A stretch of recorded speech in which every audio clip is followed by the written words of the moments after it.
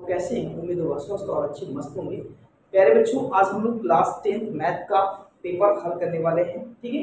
और इसमें जो पहला क्वेश्चन है आपका, यदि a बराबर 2 पे घात 2 गुणे 3 पे घात 3 4 पे घात 4 और b बराबर 2 पे घात 3 गुणे 3 पे घात 2 और गुणे 5, तब HCF a कामा b। इसका मतलब कि a का मान दिया है, b का मान दिया है, आपको HCF निकालना है। किसका निकालना है? a कामा b का HCF निकालना है, ठीक है। HCF का मतलब होता है कि जब दो या दो से अधिक संख्या दिया हो, उस संख्या में से जो भी संख्या कॉमन बनेगा, ठीक है, कॉमन जो बनेगा वही आपका क्या बनेगा? HCF होगा, ठीक है। चलिए मैं आपको दिखाता हूँ कैसे हल करना। और ये इस तरह से क्वेश्चन आपके बोर्ड पेपर में भी आ सकते हैं, ठीक है। जैसे कि हमारे पास यहाँ पर पेपर है, ठीक है। तो चलिए मैं आपको दिखाता हूँ। पहला ये आपका क्वेश्चन था, ये बहुत विकल्पी प्रश्न है, ठीक है। तो a की वैल्यू इतना है, तो हमने लिख दिया 2 पावर 2 और 3 पावर 3। इसको हम ऐसे भी लिख सकते हैं 2 मल्टीप्लाई 2, क्योंकि ये कितने है? पावर 2, तो उसको हम 2 बार लिख सकते हैं। ऐसे 3 की पावर 3 है तो उसको हम 3 बार लिख देंगे। ऐसे 4 पावर 4 है तो उसको हम 4 बार लिख सकते हैं, ठीक है ना, कोई दिक्कत नहीं। चलो अब यहाँ b की वैल्यू दिया, b का b आप लिख दीजिए। 2 की पावर 3 है तो 2 को 3 बार लिखोगे, तो 2 मल्टीप्लाई 2 मल्टीप्लाई 2, ठीक है। उसके बाद 3 की पावर 2 है, उसको 3 को कितने बार लिखोगे? 2 बार, ऐसे 5। इन दोनों संख्याओं में जो समान दिखेगा वही आपका HCF होगा। तो चलिए हमको HCF निकालना है, हाईएस्ट कॉमन फैक्टर। तो ये हमको कॉमन करना है। देखिए इसमें से ये कॉमन बनना है, इसमें से ये और ये और एक इसमें से, बाकी और कोई संख्या कॉमन नहीं बन रहा है। तो यहाँ देखिए 2 और 2 और यहाँ 3 और यहाँ 3, बाकी ऐसी कोई संख्या नहीं है जो दोनों संख्या में मिलकर होगा, ठीक है। तो इसका आंसर हो जाएगा 2 2 दूना 4 4 तिया 12 12 तिया 36। इसका आंसर कितना हो जाएगा? 36, ठीक है। तो इसका अब आंसर क्या हो जाएगा? 36 हो जाएगा। इस तरह से आपका आंसर बनेगा, ठीक है। इसको नोट कर लो,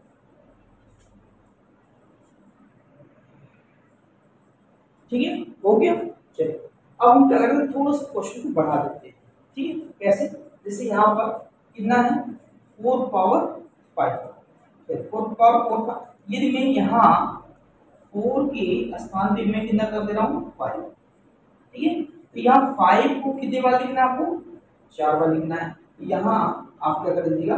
5 मल्टीप्लाई 5 मल्टीप्लाई 5 मल्टीप्लाई 5, ठीक है। कितने बार? 4 बार करना है, ठीक है। अब इसमें से एक कॉमन और दिख रहा है, तो इसका आंसर एक और बढ़ जाएगा यहाँ, तो ये हो जाएगा कितना? 5। अब देखिए मैंने इसका गुणनखंड कर डाला और फिर ये b का गुणनखंड कर डाला। अब इसमें से कॉमन 2 2 का 2 2 का 3 3 का 3 3 का और 5 5 का बन रहा था, मैंने सबको लिख डाला। अब क्या करेंगे? इसको गुणा कर डालेंगे, ठीक है। 2 दूना 4 4 तिया 12 12 तिया 36 36 का आप गुणा किसमें करेंगे? 5, 36 गुणे 5 कितना हो जाएगा? 15 180। इसका आंसर क्या हो जाएगा? 180, ठीक है। तो इस तरह से क्वेश्चन आपके पेपर में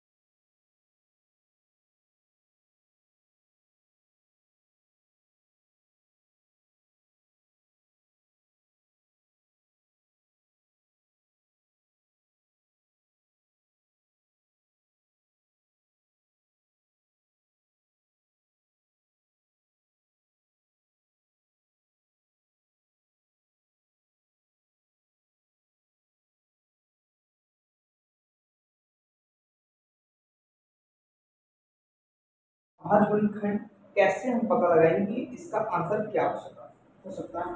ठीक है, चलिए सबसे पहले 156 का गुणनखंड करेंगे, 2 से काटेंगे, 2 सत्ते 14। देखिए ये 2 सत्ते 14, अब 15 में से हम 14 घटा देंगे तो यहाँ कितना बचेगा 1, और यहाँ पर कौन सा नंबर है तो 16 बचेगा। 2 का पारा बनना कि 16 हो जाए, 2 8 16।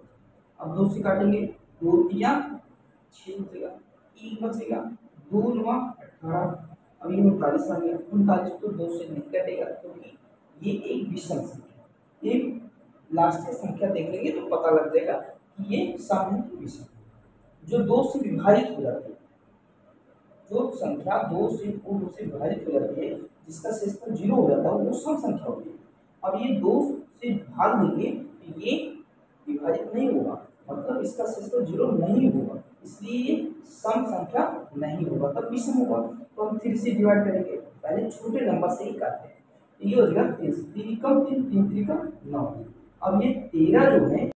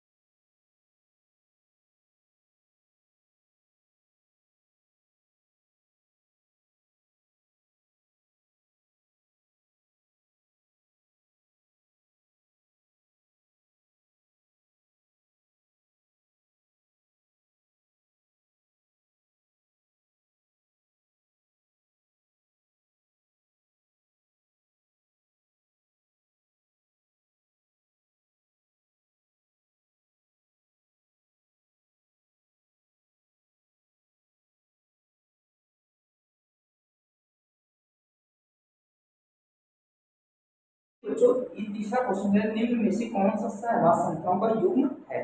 युग्म मतलब जोड़ा। तो सहवास संख्या वे सभी संख्या होती हैं जिसका केवल एक ही गुणनखंड होता है। ठीक है, या ऐसे भी कह सकते हैं वे सभी संख्याएं जिसमें केवल एक ही उभयनिष्ठ संख्या होती है, उसे हम एक दूसरे का सहवास संख्या कहते हैं। अब जरा देखिएगा इसमें, और आपको पता ये होना चाहिए किसी भी संख्या का एक से ज्यादा गुणनखंड नहीं होना चाहिए। तो इसमें आपको 4 विकल्प दिए हैं। पहला है 2 गुणे 3 गुणे 13, ये 2 पे घात 2 गुणे 3 गुणे 11। अब जरा देखिए इसमें अगर ये 2 पे घात 2 है तो इसको लिखेंगे 4 गुणे 3 गुणे 11। ठीक है, ये जो 4 है, जो 4 संख्या है, उसको आप 2 से विभाजित कर सकते हो और 4 से विभाजित कर सकते हो। तो ये आपका सहवास संख्या के क्रम में नहीं माना जाएगा। ठीक है, अब देखो 2 गुना 4 ये भी नहीं माना जाएगा, ये 3 3 का 9, ये 9 आ जाएगा।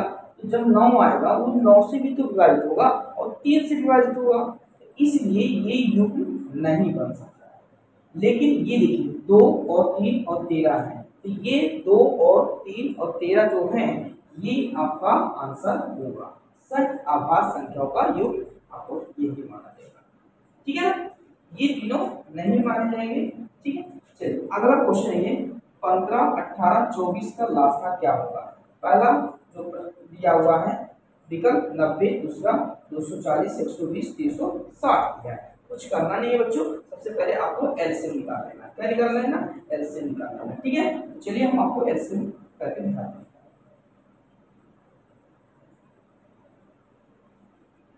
देखिए चौथा जो क्वेश्चन है यहाँ मैं कर रहा हूँ, इसका एलसीएम निकालना है। ये जगह 50 और 18 है और ये 24 है, तो इसका लासा निकालना मतलब एलसीएम निकालना बच्चों। तो ये हो जाएगा, सबसे पहले आप 2 से ही डिवाइड करते हैं, तो छोटी संख्या से है ना, तो ये 2 से डिवाइड करेंगे तो ये 15 तो नहीं होगा, लेकिन ये 2 18, तो 2 से इसको डिवाइड करेंगे तो 12 आएगा। समझ में?